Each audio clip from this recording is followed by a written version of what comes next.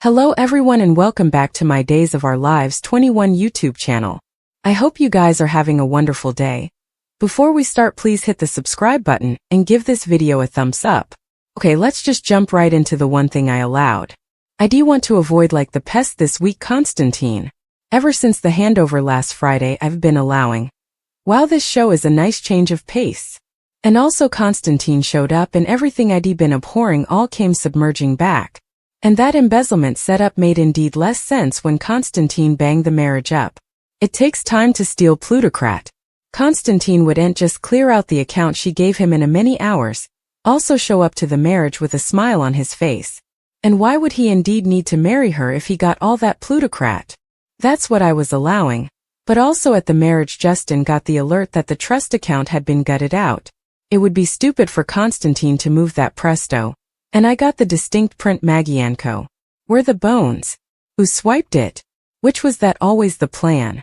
Whatever, because I actually enjoyed the marriage and seeing Constantine bluster and blow in his demotion. Plus, I laughed out loud at Teresa's "What the EFF is going on?"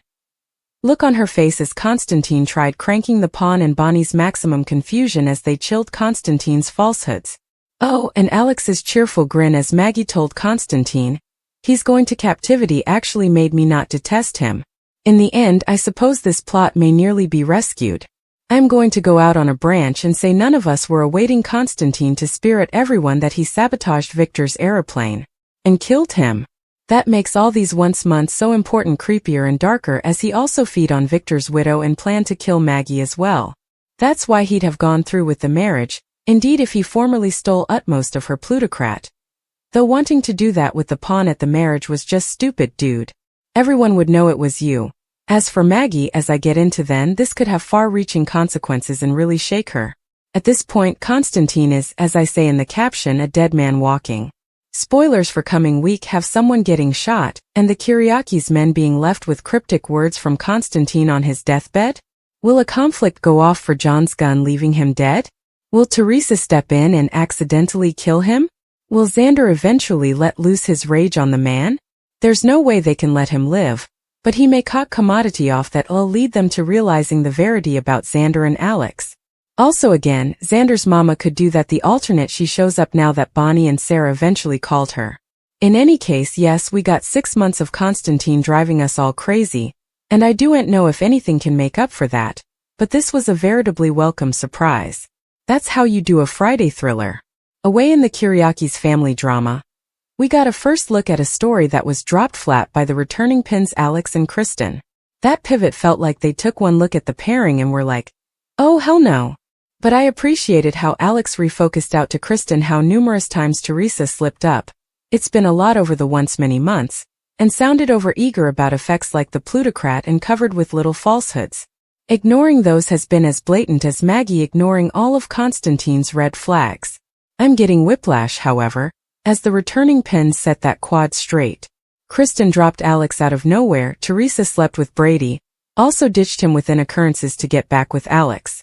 I kind of felt bad for the poor Joe, but we all know how Brady is when it comes to making smart romantic choices. I was really awaiting the pen switch to wrap up Clyde presto since he's been dragged out so long, but rather they enough much guaranteed we'll be seeing him more regularly again for a little while. And all he'd to do is say, Abigail's still alive. The addict propositions have been running rampant about Abigail. That she's alive and about to come back. That Clyde's got a look-alike he's been staying to break out. Perhaps there's a clone out there that Clyde's had locked Andiar. Rolf's had the real bone. On ice. Or this is all just a way for Clyde to save his own skin and buy some time. There's no Abigail and in the end, the show will eventually let Chad move on. Clyde's disclosure wasn't exactly a shock, especially since the daily teaser videotape included it. And say what you'll about rejuvenation on this show, but it's got people talking and that's nearly always a good thing. Plus, Abigail was a cherished character that I suppose most suckers are okay with bringing back. But one way or another, hopefully this will put an end to all the teasing. Or perhaps I just read too important into every Abigail citation and discussion because I'm paranoid. And Jude. We ain't forget about that. From all I can tell, Sloane is really truly gone and not coming back. And while I liked her as a character, more so when she was hopeless for a baby and to keep Eric, I'm okay with that for the story because the fallout isn't going to be about her. It's just a matter of how EJ is going to be undone. Melinda's a force to be reckoned with formerly again. Rafe caved way too fluently with commodity he should have arrested her for. But I really enjoyed her cool command of the situation, and EJ would be wise not to tick her off. Or perhaps Leo will eventually put 2 and 2 together about why EJ wanted him quiet. Also there's the DNA results sitting in the Demera safe. I'm enough sure those are still the real bones. Sloane squinched up in switching. And Eric just doesn't trust EJ ever. He could start digging into how Sloane really got down and come up with commodity.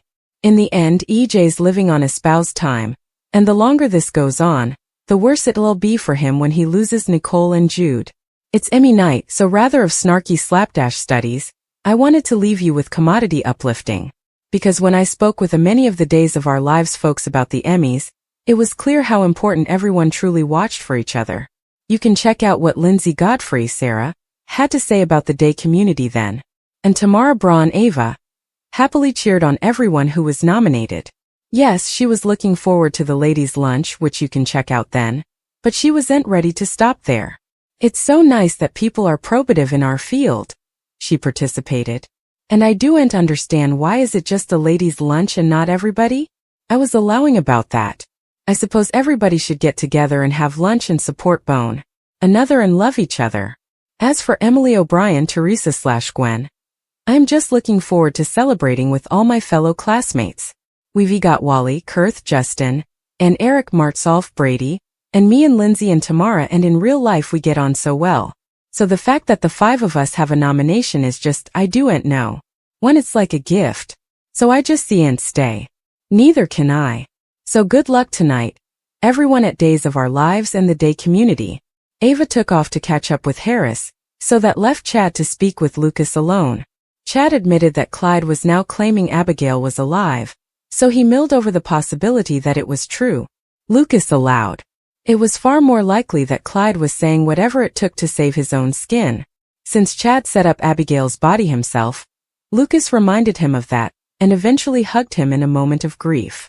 At the hutment on Thursday's Day's occasion, Ava met up with Harris and learned Clyde would be headed back to Statesville once he was questioned. Although Ava knew Harris wasn't happy about her pointing her armament at Clyde and nearly taking him down permanently, she refused to apologize for trying to keep Trip Johnson safe. It all worked out okay since Ava didn't pull the detector, but Harris said they'd talk further about this in Salem and pushed her to stay behind while he visited the FBI field office. Days of Our Lives spoilers say Harris and Ava's relationship may be fading presto, so stay tuned for further prognostications on all the raising drama. Thank you for watching this video, and do not forget to like, comment, and subscribe.